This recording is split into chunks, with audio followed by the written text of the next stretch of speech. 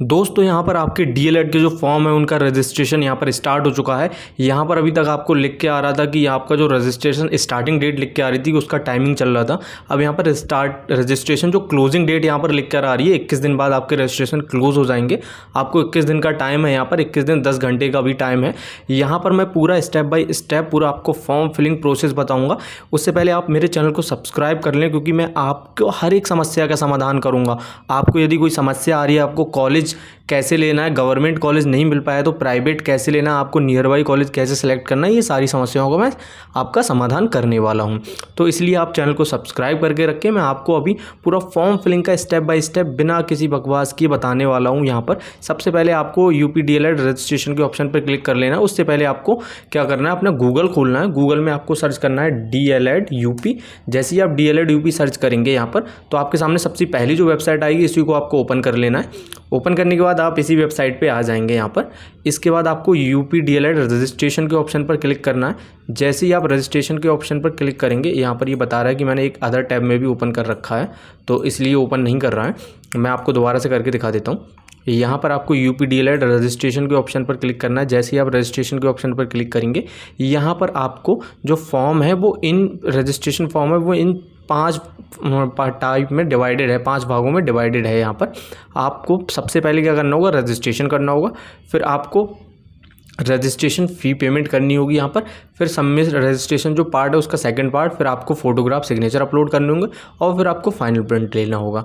तो यहाँ पर सबसे पहले हम क्या कर लेते हैं, यहाँ पर रजिस्ट्रेशन कर लेते हैं। सबसे पहले आप रजिस्ट्रेशन के ऑप्शन पर क्लिक करेंगे। यहाँ नीचे आप यहाँ पर पूरी जानकारी पढ़ लें। जो रजिस्ट्रेशन फ़ी है आपकी पंजीकरण 700 रुपये, सामान्य श्रेणी ओबीसी के लिए 500 रुपये, अन्य उम्मीदवार जो क्या कहते हैं अनुसूचित जाति जनजाति और अन्य उम्मीदवारों के लिए 200 रुपये की गई है। यहाँ पर जो विकलांगों के लिए भी है वो भी 200 रुपये यहाँ पर फीस है आपकी। तो यहाँ पर नीचे की तरफ जब आएंगे, यहाँ पर आप ये सारी चीज़ें पढ़ लें एक बार अच्छे से। आपका जो फ़ोटो रहेगा वो 10 KB से 50 KB के बीच होना चाहिए। वहीं पर आपके जो सिग्नेचर होंगे 5 से 20 KB के बीच में होने चाहिए।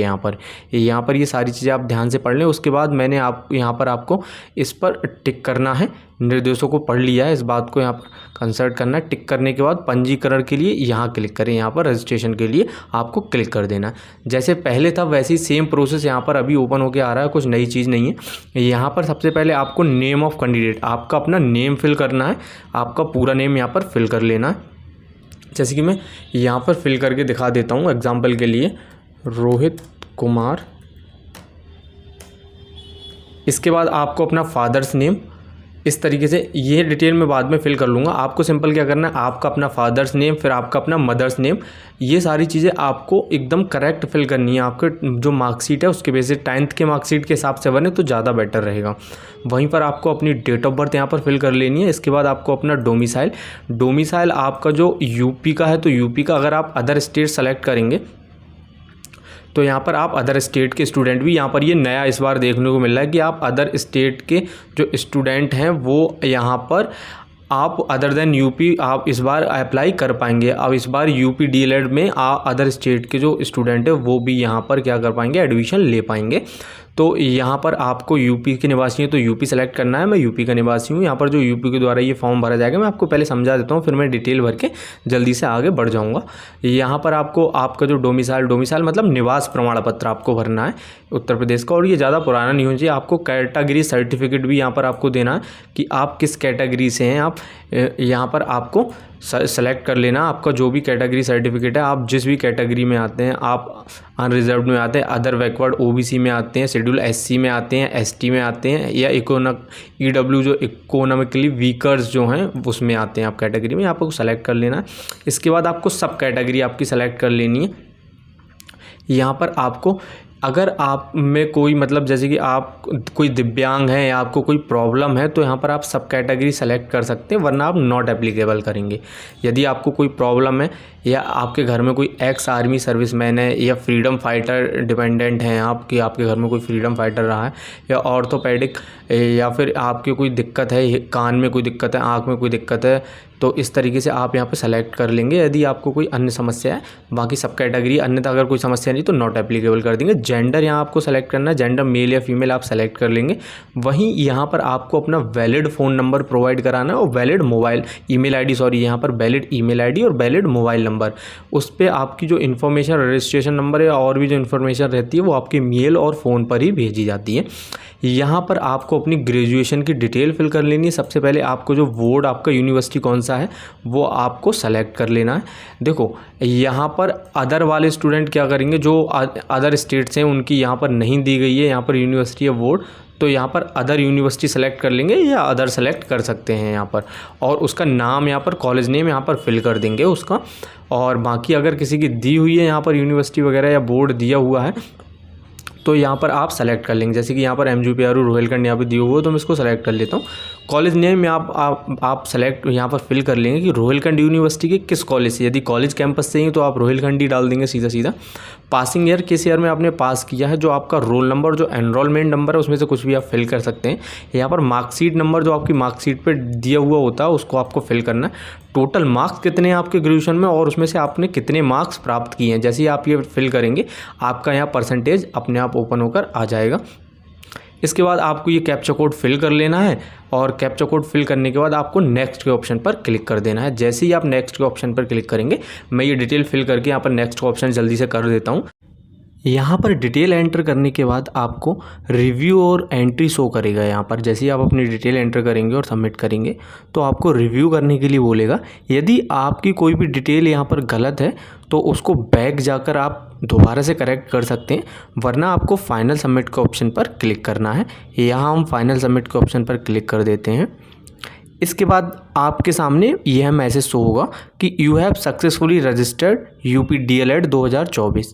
यहाँ पर आपका जो मोबाइल नंबर है उस पर आपकी रजिस्ट्रेशन डिटेल और आपकी ईमेल दोनों पर ही आपकी रजिस्ट्रेशन डिटेल को भेज दिया गया है। यहाँ पर आप क्लिक हेयर टू प्रोसीड के ऑप्शन पर क्लिक करेंगे दोबारा से। इसके बाद आपके सामने दोबारा से आपका लॉगिन पेज ओपन होकर आ जाएगा।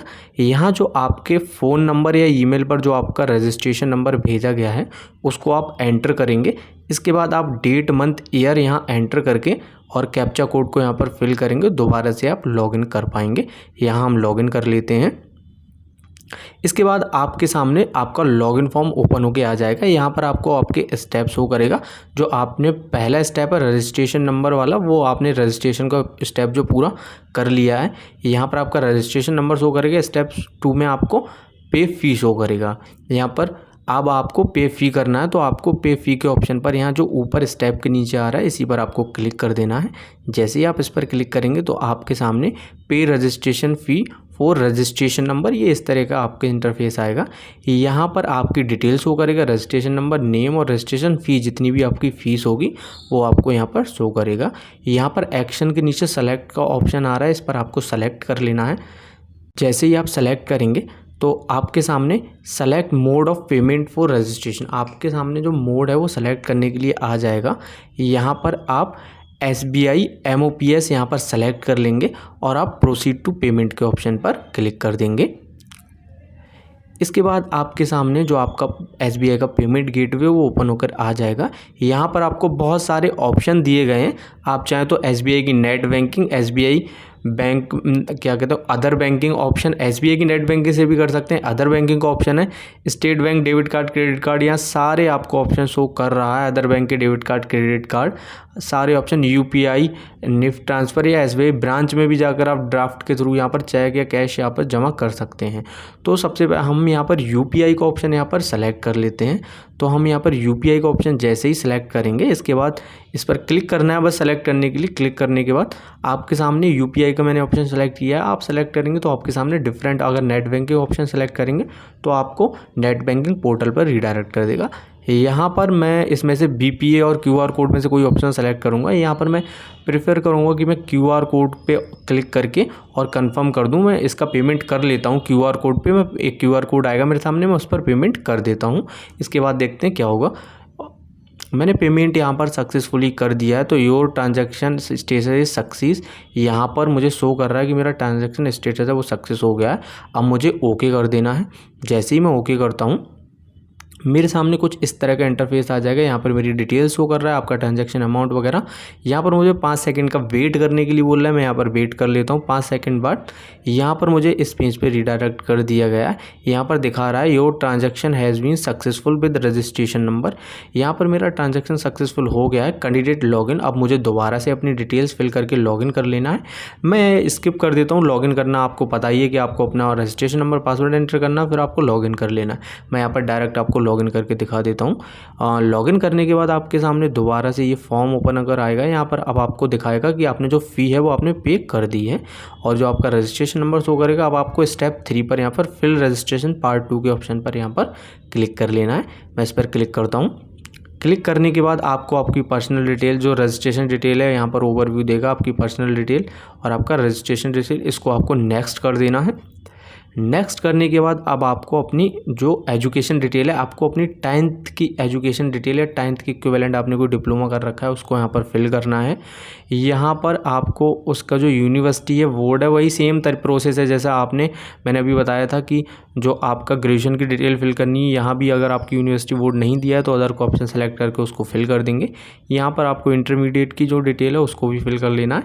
इसको फिल करने के बाद सिंपल आपको नीचे की ओर आना है। नीचे ओर आने के बाद आपके पास आपका जो corresponding address, communication address detail यहाँ पर आपको फिल करनी है। सबसे पहले आपको पेरेंट्स और गार्जियंस का नेम फिल करना है।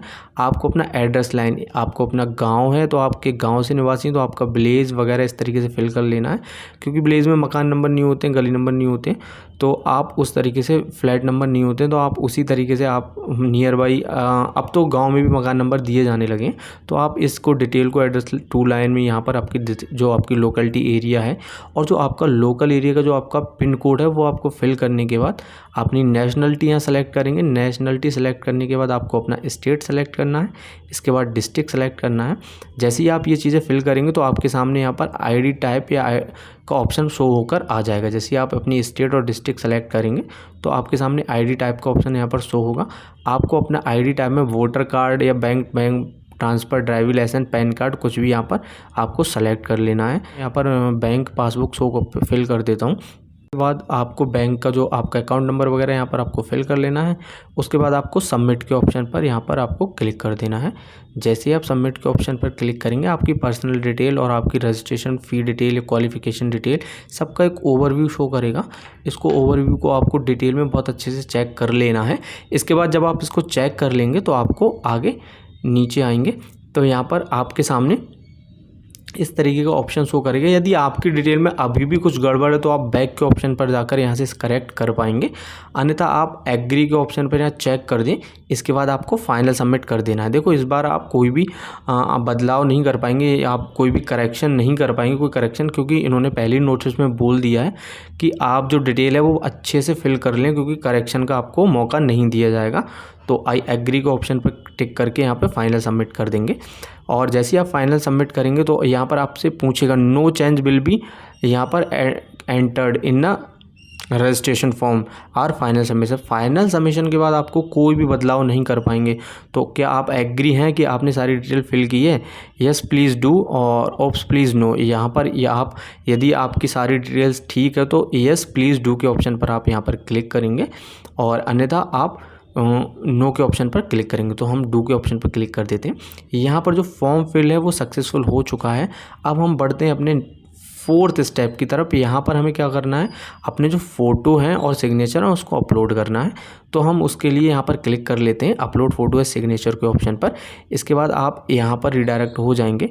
यहाँ पर जो आपका फ़ोटो है 50 KB से कम होना चाहिए, 50 KB तक होना चाहिए, और जो आपके सिग्नेचर हैं वो 20 KB तक होना चाहिए। तो इसको आप रिसाइज़ कर लेंगे। मैं इसके ऊपर भी एक प्रॉपर वीडियो बना दूंगा अलग से, मैं उसका लिंक डिस्क्रिप्शन में दे दूंगा कि आप कैसे रिसाइज़ करना है। तो यहाँ पर आप अपने फ़ोटो को रिसाइज़ करना है। बस 50 KB का फ़ोटो होना चाहिए, वो आपको पता ही है कि कहाँ से compress.jpg के साइट पे जाके आप कर सकते हैं। तो यहाँ पर हम इन चीज़ों को अपलोड करने के बाद कैप्चा कोड फिल करेंगे, क्लिक हियर टू प्रीव्यू के ऑप्शन पर क्लिक करेंगे। आपके सामने प्रीव्यू ओपन होकर आ जाएगा। आप अपने फॉर्म और सिग्नेचर का जो फ़ोटो है उस पर आप यहाँ पर देख पाएंगे। दोनों चीज़ों को आपको कंफर्म कर देना है। यहाँ पर भी आपको कैप्चा कोड फिल करना है और आई एग्री करने के बाद यदि आपने अगर कुछ गड़बड़ शो कर रहा है तो क्लिक हियर टू एडिट कर सकते हैं, वरना आई एग्री करेंगे और फाइनल सबमिट के ऑप्शन पर यहाँ पर क्लिक कर देते हैं। फाइनल सबमिट के ऑप्शन पर क्लिक करने के बाद यहाँ पर हमारे सामने कुछ इस तरह का इंटरफेस आएगा। यहाँ पर हमें अपना ईमेल और प्रिंट फॉर्म का ऑप्शन शो करेगा। जैसे ही हम इस पर क्लिक करेंगे तो हमारा जो मेल है उस पर भी हमारा फॉर्म भेज दिया जाएगा और हम इसको प्रिंट भी यहीं से कर पाएंगे। तो जैसे ही हम इस पर क्लिक करेंगे तो देखिए यहाँ पर प्रिंट हो गया है हमारा फॉर्म। यहाँ पर प्रिंट इसको PDF को डाउनलोड कर लेंगे और आपके मेल पर भी ये PDF भेज दी गई है। तो इस तरीके से आप अपना पूरा फॉर्म फिल कर पाएंगे। और उम्मीद करता हूँ कि आपको ये वीडियो पसंद आई होगी, और अगर वीडियो पसंद आई हो तो उसको लाइक करो, चैनल को सब्सक्राइब करें। मैं इसी तरह की वीडियो और आपकी जो डिटेल्स है इसके बारे में कि आपको किस तरीके से और समस्या आने वाली उनका समाधान मैं पूरा करूँगा, मुझे कमेंट बॉक्स में ज़रूर बताएं। इस वीडियो को हम यहीं समाप्त करते हैं। धन्यवाद।